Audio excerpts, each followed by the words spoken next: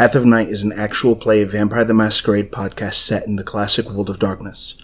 We're all friends, we're here to have fun, but our story can include graphic violence, drug use, sexual content, and other mature themes. We've talked at our table about safety, comfort, and consent, both as players and storytellers. We know what to expect. We're all excited to be here, and we want you to feel the same, so listener discretion is advised. Now let's walk the Path of Night. Last time on Path of Night, the coterie met at the Royale, a bar where Miles finds ample feeding opportunities. Wynn revealed the physical consequences of losing her cool during the fight with the Weeping Bear, cobra patterns on her skin and unseemly fangs in her mouth. After being forewarned by Neil, the coterie discussed plans to ambush the Setite hit squad coming to kill Miles, as well as the coming Sabbat Crusade. At a farm outside the city, Wynn and Britta helped Neil procure a bull. The Malkavians sacrificed the animal in a bloody ritual, drinking of its drugged blood and ascending the ladder of heaven where he was confronted with visions. Exhausted and traumatized after the unexpectedly harrowing evening, the members of the coterie returned to New Haven to prepare for the nights to come. Johnny, in the dead of the night you find yourself headed towards downtown New Haven, and there you come upon Toad's place. This is a world of darkness reflection, so the building is much taller than it would be in the real world, and it is bedecked with those classic gargoyles that kind of rest their chins on their fists and stare down over the city itself. At its flanks are other buildings, a lot of them kind of shaped much more like Gothic-styled cathedrals than modern-era buildings. When you get into Toad's place, you're welcomed pretty quickly. Some of Jane's ghouls kind of show you along the way, and they take you to the emergency stairwell. Is there anyone playing at the? It's like it's dead. It was rented. Nobody's really doing anything. So you just got some music playing over the PA. Exactly. Yep. The bar is moving, so there is some hunting available if you find yourself needing it. But for the most part, they usher you up the stairs, out the rooftop exit, and you find yourself amidst a crowd of your clanmates. You immediately see a couple of faces that you recognize. Jane is there, and she's mostly kind of operating as something of like fun police. When Brujah get a little too rowdy, she kind of tones things down. She never does it overtly. She's never like, shut up. She kind of very deftly pivots the conversation more towards agreeable topics to keep people from boiling out of control this early on in the meeting. Yeah. Weathers has got like a little bit of a gloomy look to him. He definitely seems to have this pensive expression. You get the idea that he might be having some second thoughts about some of the things that you're concerned with as well. Yep. And then there's Amaya, who is the Baron of New Haven County. What does Amaya look like? Important thing about Amaya is that her appearance isn't actually incredibly consistent. A lot of kindred tend to keep the same haircut, same general look that they had during their embrace. She does not do that. She has pretty dark skin. She tends to keep it like in cornrows. Sometimes she has like a weave done into her hair. Right now she's got like big hoop earrings, leather jacket, jeans. She's kind of in Brujah uniform. What kind of reputation does she have? You're actually not terribly familiar with her. A lot of your interactions have been with Weathers and the Camelot. You do know that she's appeared at Elysium on occasion. But that's pretty much the extent of it right now. She seems to have a pretty friendly relationship with Weathers, though. Right on. And she is kind of giving some younger Brujah the pitch. Maybe instead of working for Shaw like they have been, maybe they can take that step, walk away from the Camelot, and not be forced to do some of the things that are going on. So people are kind of like getting ahead of themselves a little bit and trying to sway opinions. But once you arrive, Weathers calls Amaya over. The Brujah start to kind of quiet down, and a rant begins to come underway. So once everything kind of starts to get quiet, Weathers speaks up over those who are still kind of whispering in hushed tones. All right, I think it's time we just get this over and done with. I know there's been a lot going on, and some of it's got a lot of us rubbed the wrong way. Immediately, a couple of Brujah are like, rubbed the wrong way. Get it? And like, stupid like finger guns and Johnny just shoots the nasty looks, probably along with quite a few other Brujah assembled on the roof. Yeah, the idiots kind of get quieted down pretty quick. It's pretty clear that they're there for laughs and not to really get anything important accomplished. There's always a few. But when you kind of give that look, Weathers casts his gaze on you. Johnny. Yeah. There are stories going around about Brujah killing Setites. What do you know about this? Brujah killing Setites? Yeah, like there's some sort of escalation happening. Yeah, I don't know anything about escalation or not, but I may have defended myself against a couple of outsiders from the sect. Whether they were Setites or not, never stopped to ask. You think this is something that the Brujah needs to look out for? What's your thoughts on it? Lay it on me.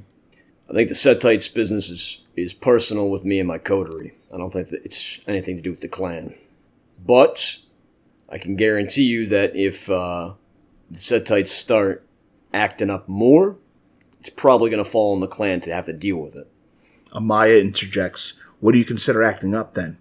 Because last I checked, they've been picking up arms all over the place and are trying to hire thugs.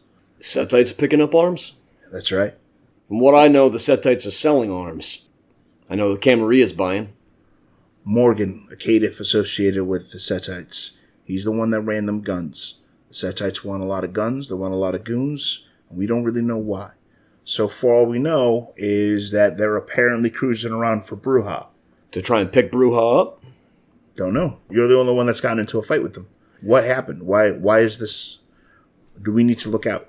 I don't think the Setites are going to be a problem for the clan, like I said. I think they're mostly coming after my coterie because of business that Miles has with them. You all know Miles? You all remember why he pissed off the Setites? A couple seem to like, oh yeah, that weird animal thing. The killer goat, right? Like what was it? It was a cat. Some kind of weird... Killed a snake cat. Desert cat. Who knows? Look, the point is, that's personal business. I think all of the weird moves they making are more in reaction to how the Camarilla is reacting to what's going on with Sabbat. Speaking of which, quiet. I think we need to start talking about what's going on with the Sabbat, because I don't like what people are doing in response. Namely, telling us we should be making children. You can kind of hear some chatter among them. The prince overstepped.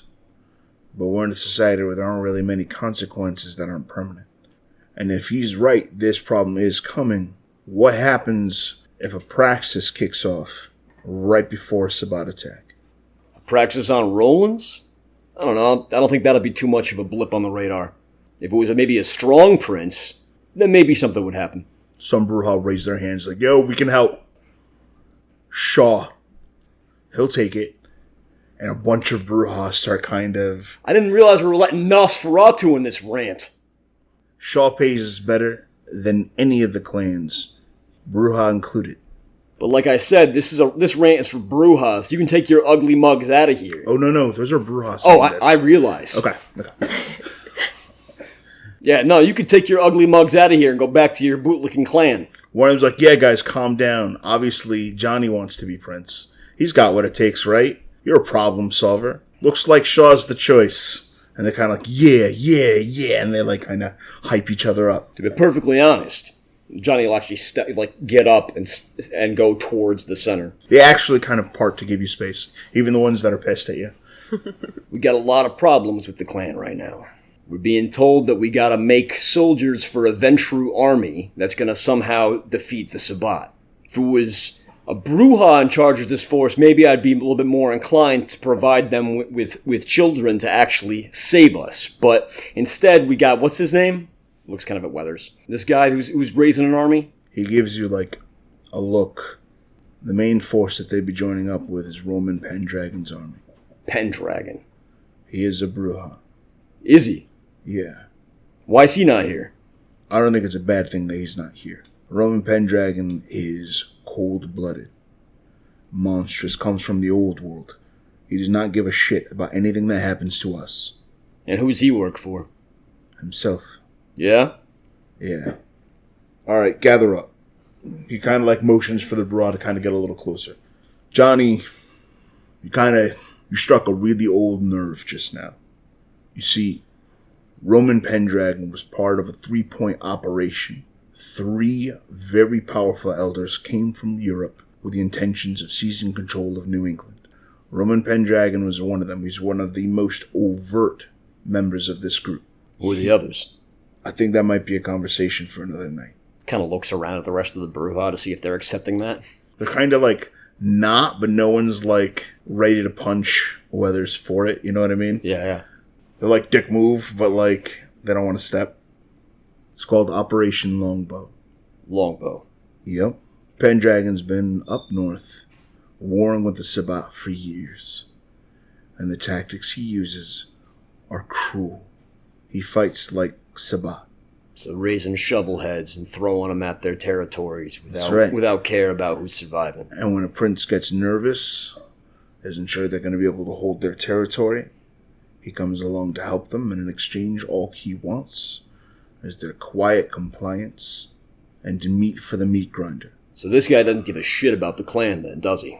He cares them so much that he thinks we're good weapons. But he's the one that's got Pendragon making this move. Him and Shaw. Shaw's got ties to Pendragon's army. When these Brujah are embraced, he looks among the Brujah that are there. Some of you already know this. Shaw's going to be their handler within the city. Well, that gets me into my second problem. The fact that we've got traitors in this clan that are sucking Shaw's dick. We got Brujah that don't give a shit about the rest of their clanmates just because this one Nosferatu can pay better. I think these dumb shits should be ejected out of the clan. One of the Brujahs kind of gets up. A guy named Joey. You've seen him around. He's the one that kind of tried to shoulder check you. Yeah. That other night in Elysium didn't go so great for him. Johnny, most Brujah work for Shaw. You're the odd man out. I kind of look over at Amaya and her people. I don't know, any of you anarchs work for Shaw? Hell Apparently no. He pays real well. Amaya smiles. Hey, Johnny, if this Camarilla thing's not working out, you don't have to work for Shaw.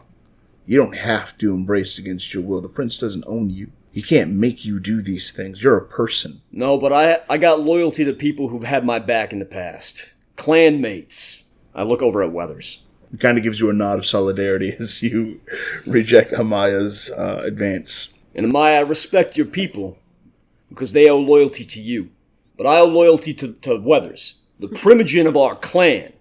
And then he starts kind of giving real mean eyes to some of the guys at the Rant that he knows are working for Shaw.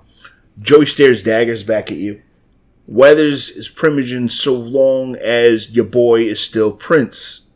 When he's not prince anymore, there's gonna be a new primogen. You, my friend, are preaching from a sinking ship. A ship that you just said yourself needs to go down. You need some perspective. Oh, yeah? Yeah. And what kind of perspective do I need? I think you need to understand that Shaw is the future. Johnny starts taking steps closer towards Joey. He kind of does the same, but one of his boys holds him back for your sake. He's the future. And this family nonsense, this loyalty to Weathers, who doesn't do shit for you, doesn't do shit for any of us, that's the past. Let it go. There's a lot of benefits to being part of the Clan Brujah. You get to come to rants. Makes a big show of breathing in the night air. You get to breathe this nice air up here. You want to hang out with Shaw in the sewers? Let me show you the door. And he will celerity over to this guy, grab him by his shirt, and toss him off the roof. All right, so it sounds like we're going into combat. Oh, yeah. Wasn't an if, it was a when.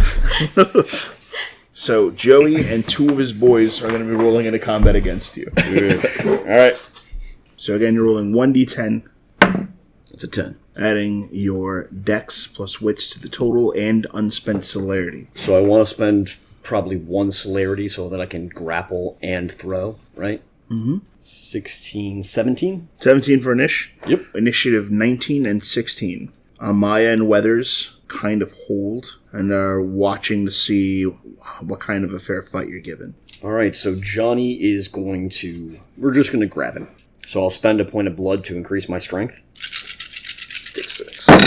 So we're looking at 4 successes. You reach out, you snatch him up by his neck, his feet dangle off the ground as you get a hold of him. Joey, acting on a 15 initiative, is going to attempt to break free of your hold. Absolutely. There's 2 successes.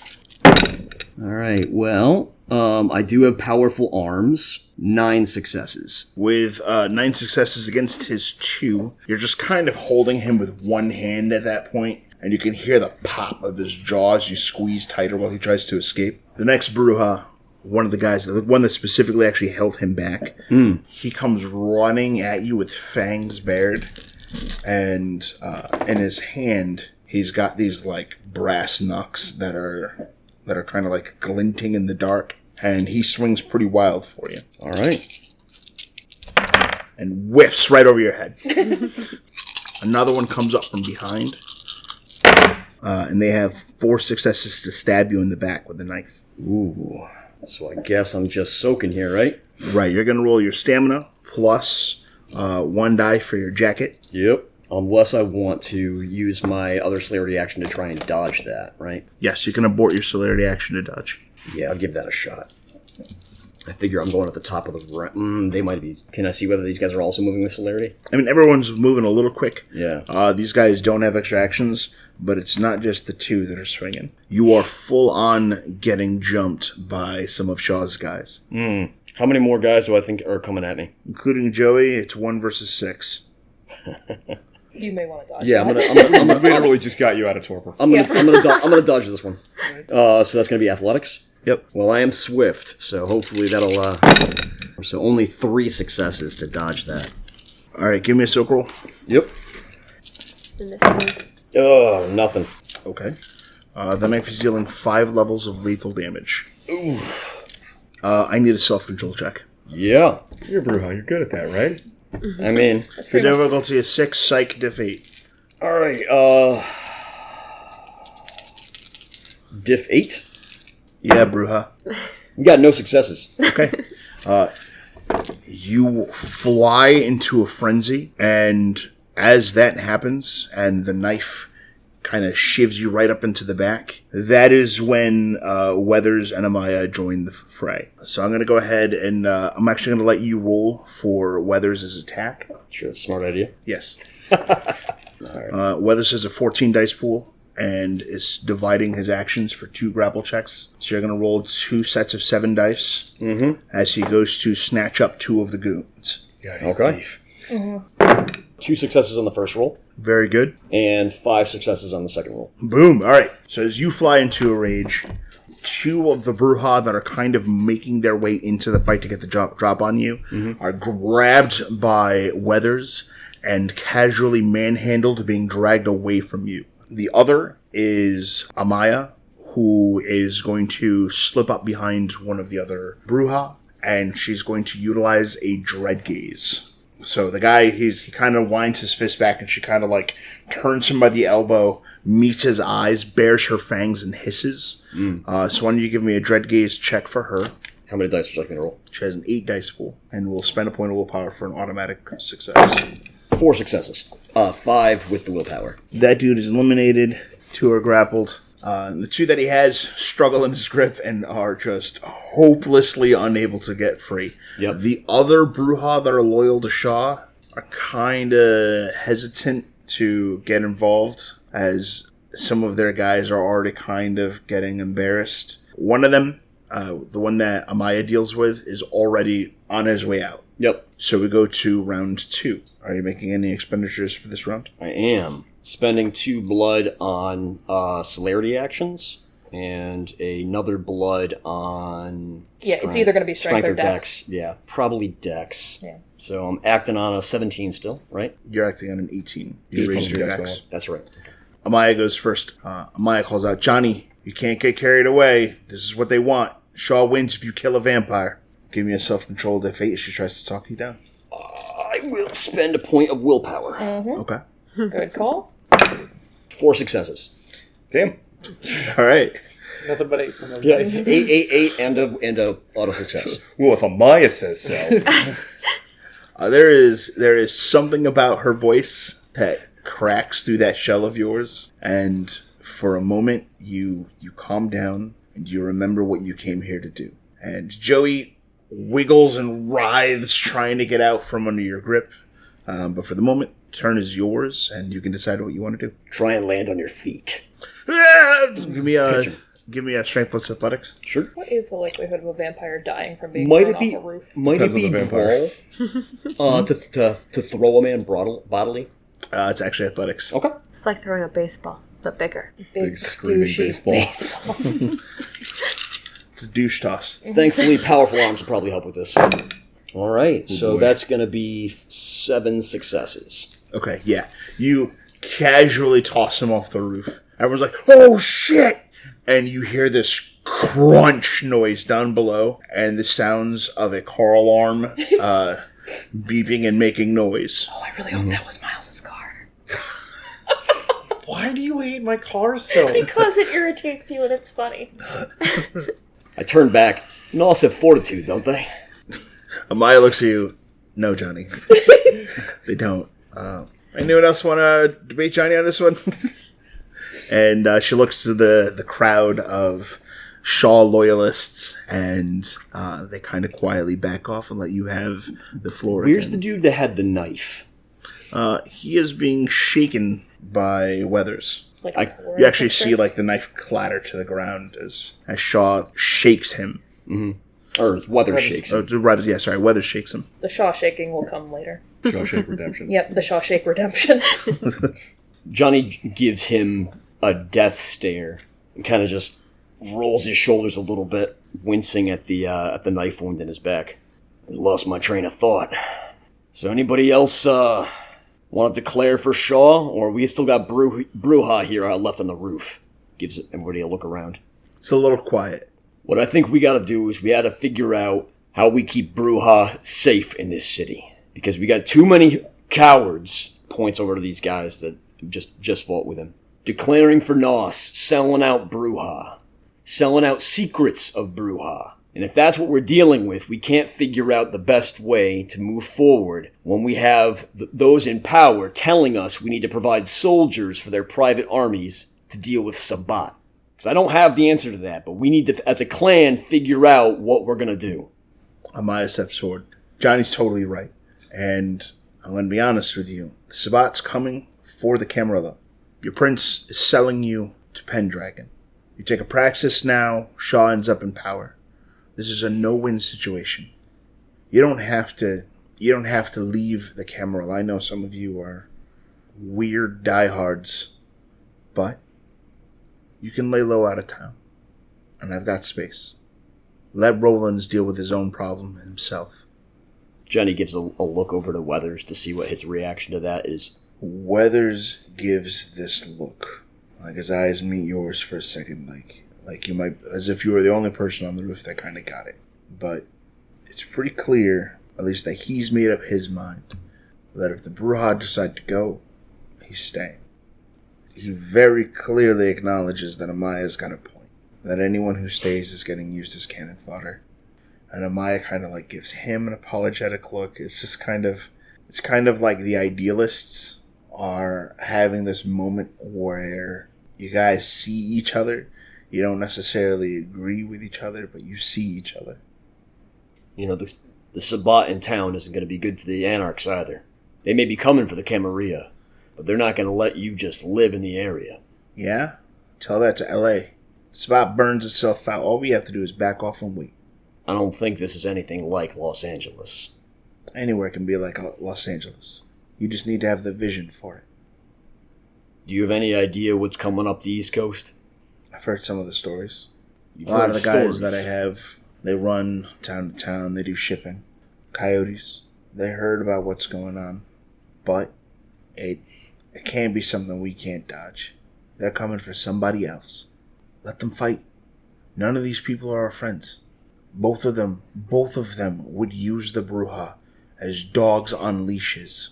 We lose nothing if they take each other out. Yeah, well, I got a lot of friends in the city. Tell them to get the hell out. This place is going down. Well, I'm not giving soldiers to Pendragon. I don't think I'm running. What are the Anarchs going to do if the remaining Brujah in the city do ask for a call to arms? A call to arms is a call to arms.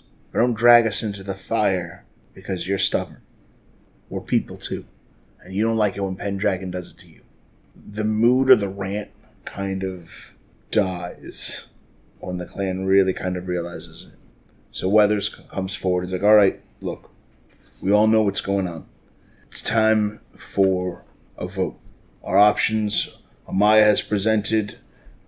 We go We lay low for a while, we leave town. Johnny's presented... I want to make sure we're clear on this, Johnny, as to what you're presenting. You're presenting that we stay and fight, but we don't acquiesce to the requests of Roland's. That's right. All right? And then he kind of like looks over the ledge. Joe, what the hell is yours? I can't hear you. He comes back. Joey says something. And like a couple of them like snicker. Like even his own friends kind of laugh at Joey a little. I'd also like to put it forth that we purge any Nosferatu sympathizers in the clan. But that might just be my own personal crusade. That's and he kind of gives a hard look at like all the remaining guys that he knows are actually Nosferatu sympathizers. Mm-hmm. So one of Joey's like supporters kind of like, all right, what Joey wants is simple, guys. We just do what the prince asks. And if we're pissed off about it later, there's more Brujah to be mad. A bigger call to arms. And the guy kind of like looks at you and is like, I mean, it makes sense, right? If Upton's doing this, we would need them numbers to take him out anyways. The Brujah you're making aren't going to be loyal to a clan. They're not going to be loyal to anybody other than Roland's, Shaw, and Pendragon. And I can guarantee you that none of those three give any shit about you or any bootlicking kids you make. But what if we don't turn those children over right away? What if instead we hold on to them, since the fighting's going to happen here eventually, and we take control? That is an incredibly stupid idea. We're the only ones that we know will take care of us. If you think it's a good idea for us to fall into small little separate bands and just start making shovelheads, we should probably just put you down right now. Johnny, you gotta stop threatening everyone that doesn't agree with you. It's been working out pretty well so far. Really? Because isn't that what Shaw does? I guess it works out for him. Johnny's jaw tightens. He definitely leans back. The words kind of have struck home, and he realizes where he's at right now. I'm sorry. It's cool. But we can't do that. I got embraced as a Sabbat shovelhead. I escaped the Sabbat barely. I've seen what they do firsthand. They tried to bring me into that life. And mass embracing kids like this, no matter how much you think it's a good idea, that's the first step to going down a really dark path. One of the Brujah, despite the weight of your words, snickers to his friend and is like, Johnny's got brute blood. Johnny bites his lip real hard. Weathers interjects before this gets out of control again. All right, so you're saying that we go through with Roland's recommendation, but we hold on to the Brujah. All right, fuck it. Let's put it to vote. It is at this point, Johnny, that I need a charisma plus leadership roll. Charisma plus leadership? Yes. All right. You feel me to say right now that I do every time they make a fucking perception check? Yes. It's like, why does it me? Does spending for awe help me on this? No. No, okay. Difficulty? 8. 8. 2 successes. Okay. Including the willpower. Including the willpower. The Baron. Can I just say while we're rolling that I unabashedly love Amaya, and she's my new favorite character in this fucking whole game. Oh, she's fantastic. She's incredible. Amaya has 4 successes. The other guy, Who's not Joey. who's not Joey, just Doesn't have Joey's some leadership guy prowess. doesn't really stand out in terms of appearance. Oh, fuck off. 1, 2, 3, 4, 5, and he has a minus 1 difficulty, 6. Quietly start casting their votes. Pretty quickly, it looks like these Brujah are deciding that they want to go ahead with the mass embrace and overtake the city themselves. Weathers leans into you during the vote. Johnny, you did good, but something's wrong. We gotta go. Now. It's such a bad plan. Why are they all falling for that shit? Because it's the most aggressive. We gotta go. Amaya's people are kind of staying with her. Amaya's people are leaving with Weathers. With Weathers? Yeah. Okay. Like the side that's deciding to go off and embrace, they're like not gonna wait to embrace. They're kind of getting riled up now during the voting. Weathers, we got a real big problem on our hands right now.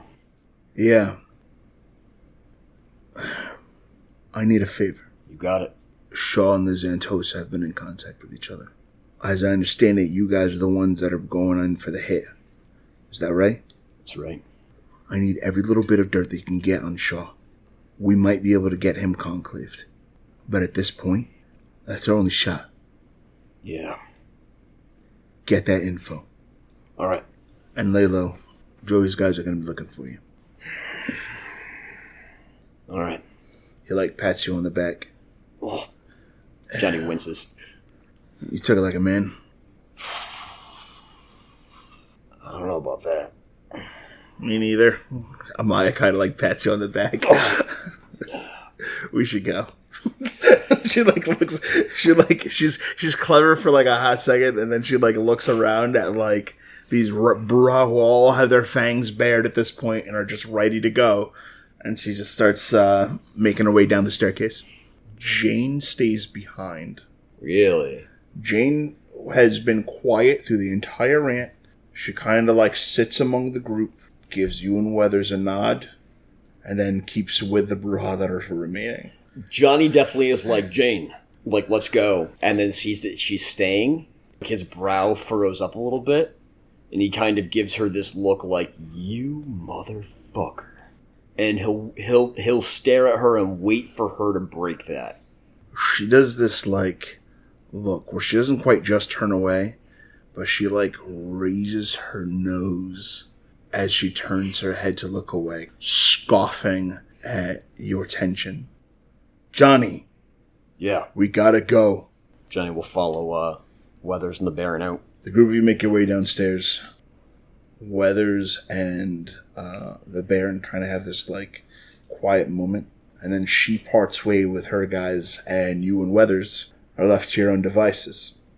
It's at that he's basically going to lead you off and let you know that the Brujah are going to be pretty dangerous for a little while. He's got tabs on it. He'll let you know as things unfold. Just us then, huh? We'll see. Everyone gets on the bandwagon when they think something cool's about to happen.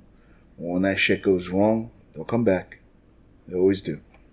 How are you going to get in touch with me if you need? You got a beeper? I still got that same one that I gave you a little bit ago, but I think that got compromised. Let me give you another one. He takes you out to his SUV, and it is fucking demolished. And he pauses and gives you this look like he might snatch your little Brujah head clean off its shoulders. Do you have a flaw in your sheet about being terrible to cars? It's a Joey-shaped bump, right? It is a Joey-shaped, smashed-in hood. What's that technological jinx? I'm sorry, man. I have no idea how that venture keeps you anywhere near him. Well, he's got deep pockets, so Great. cars just keep turning up. He heads over to the trunk, pops it open. There's a pair of go bags, and he passes you one, kind of firmly shoves it up against you. Take that, go. All right. He takes his bag and then kind of walks away.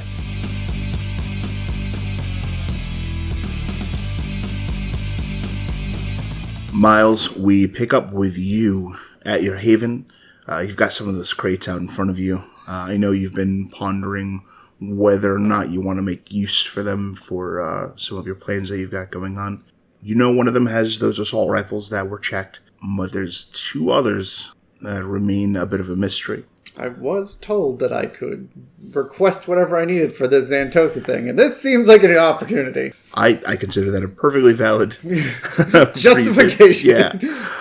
However, as you're kind of sitting by, relaxing and getting ready to observe your stash, your servant approaches you.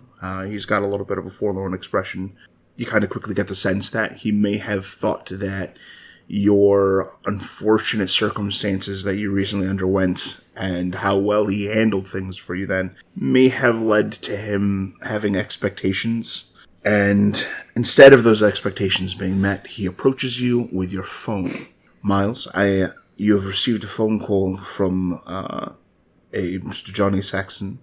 Thank you, Marcos. He sets the phone down, takes a few steps back, and just kind of waits. On the other side of the phone, you can kind of already hear like some sound. Hello? You hear the clack of a Zippo shutting and a drag on a cigarette before Johnny's voice cuts in. Miles, everything all right? I think for the most part, yeah, so far. I just got back from the Rant. Things are not looking too good in the domain right now. That is not good news. No. How bad are we looking at? Well, I'm not sure if we're looking at a full-blown defection, but most of the Brujah are either going to be leaving with the Anarchs or probably throwing their lot in with Shaw. Might even be looking at a, actual praxis at some point. I mean, I saw the Shaw thing coming, but it seems a little fast. We'll see what happens. Well, I think that I kind of played into his plans, because we were all worked up about being told to make children. I think that actually is exactly what he wanted. Most of the clan is on his side, and I mean most. Right now, I think that the Brujah in the city that are still loyal to the domain are Weathers, and I mean, I'm loyal to Weathers, so Weathers and me. Jane, I don't know what she's pulling. Maybe she's doing some kind of undercover thing for Weathers, but right now it looks like she might be throwing her lot in with Shaw. No, keep that close to the chest for now. We're not sure where that's going to play. But I did make mention of this in a way before you left, or before when we last talked about it. Yeah. It's better to be in a place of position to do something than to be known obstructionist. Yeah. Well, this is where we're at now. Probably should have listened to you more. While I got you, do you got a pen and paper? Yes. Yeah. Let me. You hear him fumbling in this out of the phone. Here's my. I got a new beeper from Weathers. He gave me kind of a bug out bag. This one ought to be good, and I'm not letting it go any further than you and Weathers. A little early, but I was going to call you pretty soon, so that works out pretty good. Well, this would be the way to do it. He gives you the beeper number. Why don't you head over this way? We're going to gear up. The ambush isn't going to be too long from now. All right. Bring anything or not, I'm going to provide some supplies when you get here. You're really going full out for this, huh? They wrecked my car. Twice. By the way, you see where Wynn's at?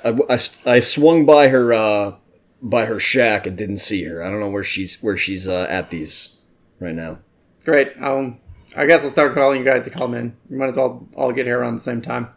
All right. See you soon. Phone hangs up. I'll look over at Marcos. Is he still there? Yep. Is there a problem? No, of course not. He turns and starts walking away. I'll call Britta. Ow. I heard that hesitation. Britta, your phone rings while you're out and about hunting for the evening. I've just given someone the kiss, but I have time to pick up the phone. Yeah, absolutely. Hey, Miles. Hello, Britta. Is everything all right? Yes. We're going to be gathering soon for this ambush, and I would like you to come by and gear up. All right, I'm ready. Very good. See you soon. She hangs up. One more down. I guess I'll go with Neil next. Neil, you receive a phone call. Hey, Miles, I'm busy. What's up? Busy with what? Doesn't matter. What's up? What do you mean? Doesn't matter. I have a life outside of you. I mean, if you didn't want me to ask questions, why would you say something like that? It doesn't matter. What's up? What do you need? Anyways, we're gearing up. The ambush is going to happen soon. You should probably come on by. Okay. The coterie is gathering. Sounds good. I'll be there, I don't know, like half an hour? Sure. Okay. Just make your presence known. What? Whatever. I'll see you soon. And Neil hangs up and goes back to ordering his newspapers. Ordering, getting more of them or putting them in order? Yep. Okay. And then I guess I will dial Wynn's beeper and wait for that to call back. And All right, so Wynn, your beeper goes off. Okay. She checks it. Should probably answer him. Finds the nearest Elysium phone and dials Miles's number. You kind of head over to the payphones, and it looks like one of them is maybe out of service, like they've taken the phone and the cord off of it, and it looks like they're kind of cutting down on the number of active payphones seeing use. She goes to the one active payphone, 1-800-CALLATT. Yeah. Miles's number.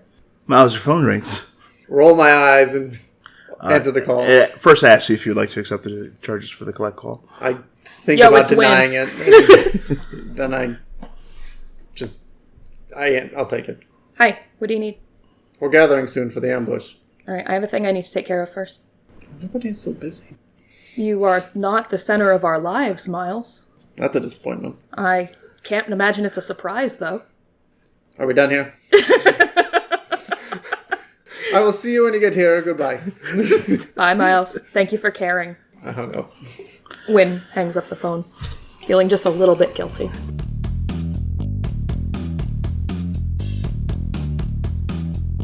So you hang up back at the Elysium. Mm-hmm.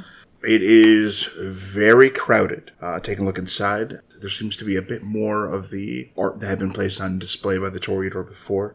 You can see Elsa Linden kind of gathering this flock of socialites.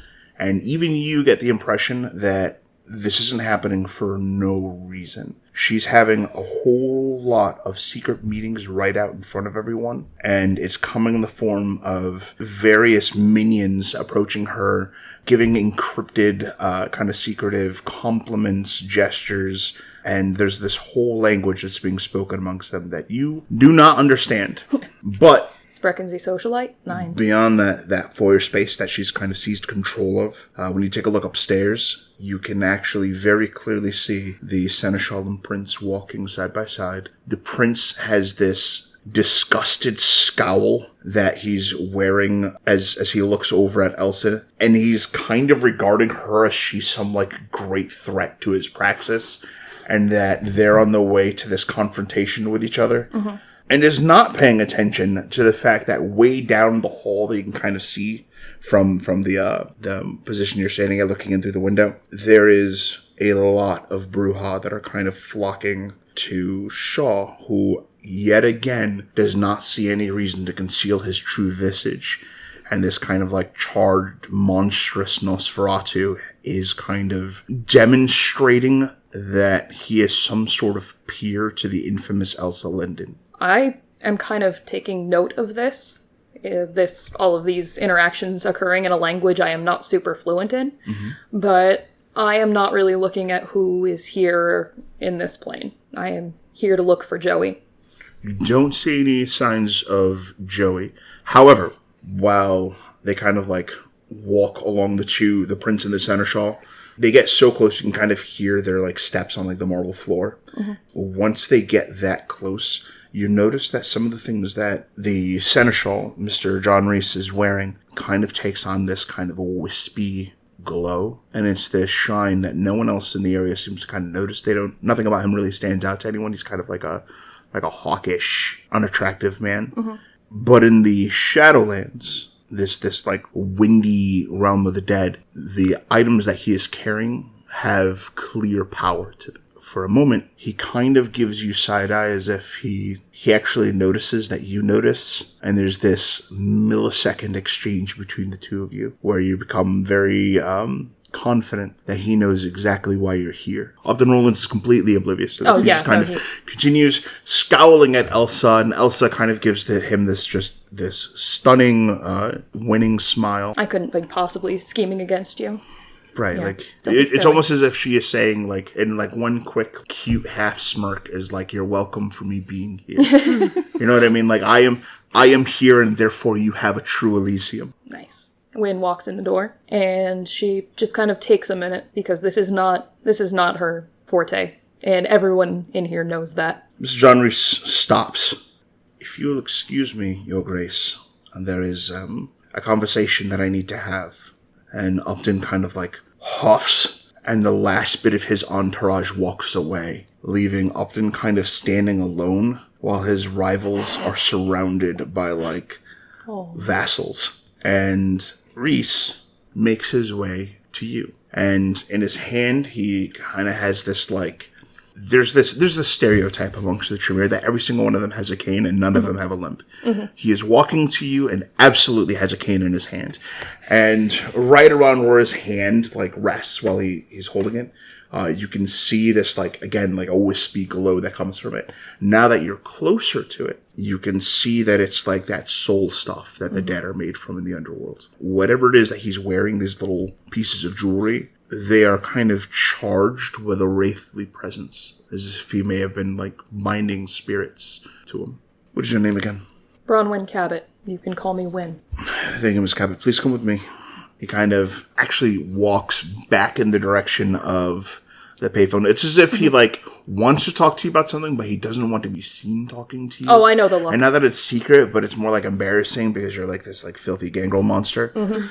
Oh, I know. He's afraid I'm going to pee on him in public. Yeah. Like, he definitely thinks you're going to pee somewhere. Yeah. As you get out past the glass doors, he turns and lights up a cigarette. And he's got, like, one of those kind of, like, cheesy Zippos with, like, an arcane symbol on the side of it. What does the arcane symbol say? Well, and when you look at it, it looks like it's kind of like a hermetic seal. But is it actually real, or does it say like Chinese food or something? Here's the thing: it is actually a real hermetic seal. In fact, when he like lights the cigarette, you can feel the presence of some unseen like force coming from the lighter itself that kind of gives you pause and makes you suddenly afraid to touch his lighter. It's like this very subtle show of force as he lights the cigarette, takes a drag, and exhales smoke onto you. I have something you want. You do. Unfortunately for you, you remain a member of the coterie, and therefore I will hear what you have to say. But that's only because you have something I want. Oh, were you done? I might be. The little boy, Joey. You want him? Yeah. Why? Because I made him a promise that I would take him home to see his mom before he left. And that promise is very important to you. It's important to him. How important to him is it? I'm not going to waive exactly how important things are, because if my dad taught me one thing, you don't talk money before the other person does. Very well, let's talk money. As I understand it, you've been selected as one of the members of a strike force headed to deal with Mr. Zantosa. Is that correct? Yes. I see. It is very important to the court that Mr. Zantosa be dealt with and prevented from his creations being allowed to run amok through the city. Naturally.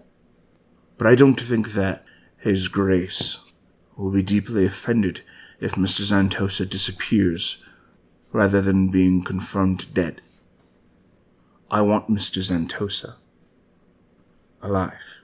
You give him to me, and I will give you the boy. No deal.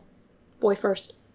You don't know how this works. That's not going to happen. What will happen is the transaction will be logged by the Harpy. And so, my respect for the rules of prestation and the will of the Camarilla will ensure that you get your boy. He takes off his glasses. You've already walked off alone with me. I can make you get me that Zantosa. If you make me get you the Zantosa, you are operating on the assumption that the rest of my coterie will allow that to happen. I'm operating on the assumption that your coterie is close to you, and that what you ask, they will hear and consider. And if you demonstrate a show of force, they will stay their hand because of their affection to you. You don't know my coterie very well. Don't be ridiculous. All coteries operate that way. You are not Tremere. You will care for one another. You will take risks to keep one another safe. You will make poor decisions in hopes that the group of you stay together forever. I will make poor decisions that affect me.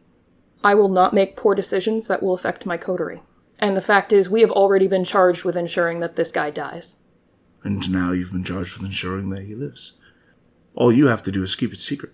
And I have no doubt that they would keep this secret for you. You haven't met me. I can't keep things secret. Miles can. Trust him.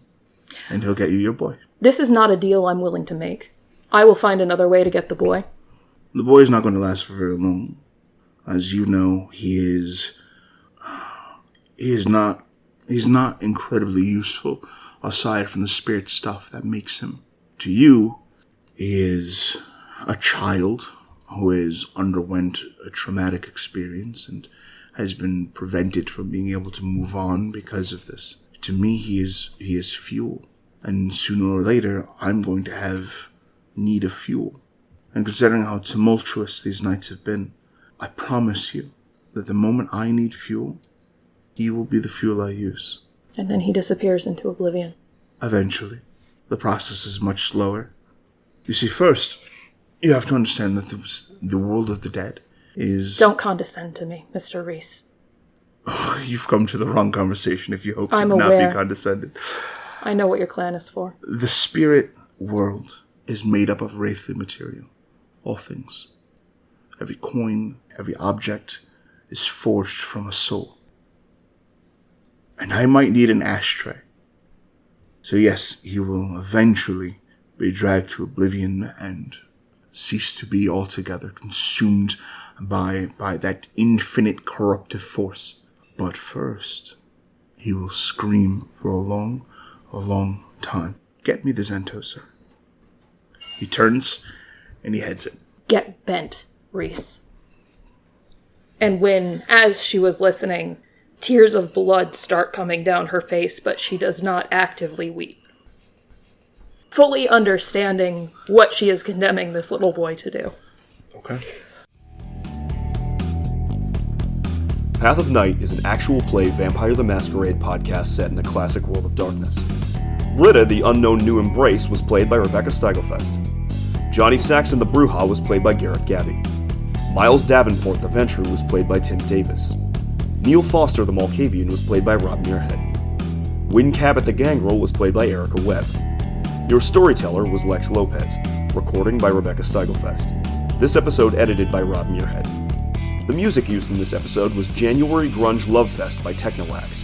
Visit them online at technoaxe.com. TEKNOAX.com. Path of Night uses the 20th Anniversary Edition rule set of Vampire the Masquerade with a few limited house rules.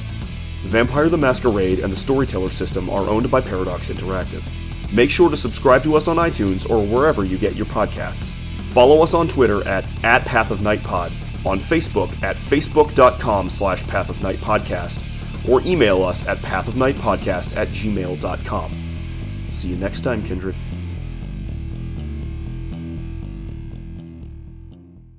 Hey everyone! Do you like listening to two brothers who talk about classic video games?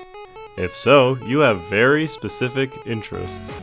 And we have a very specific solution. Listen to Classic Gaming Brothers. We're two brothers. And we talk about video games. Find us on any of the podcast apps that are available. Or don't. And remember, don't play games like my brother. And don't play games like my brother. We've been the Classic Gaming Brothers. That's right. Just imagine it having a beeper and a peanut butter and jelly sandwich and like nothing else. Oh, Weather's got me Lunchables. It's the pizza ones!